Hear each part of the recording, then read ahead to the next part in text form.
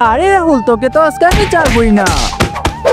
আরে আরে তোরা এগুলা কি করছিস? না না, কিছুই করছি না। তুই একে মারছিস কেন?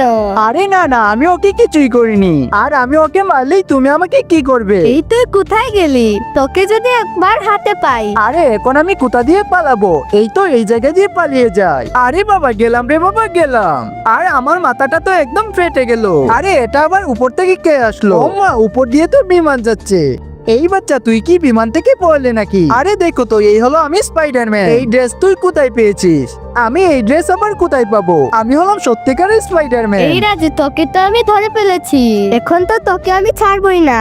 কিছুক্ষণ পর, আমাকে এইভাবে বেঁধে রাখলে কেন? আমাকে প্লিজ ছেড়ে দাও। এবার দেখ তোর কেমন লাগে। অনেক তো দুষ্টুমি করেছি। এই বৃদ্ধ অসহায় বাবাটির জন্য কেই বা লাইক সাবস্ক্রাইব করবে? আমি জানি দুষ্ট ছেলেরা একদমই লাইক সাবস্ক্রাইব করবে না, আর ভালো ছেলে মেয়েরা অবশ্যই লাইক সাবস্ক্রাইব করে যাবে। আর এটা কোনো বিষয় হলো নাকি? এটা তো আমি একাই খুলতে পারবো। আরে আমি এখান থেকে কিভাবে বের হব?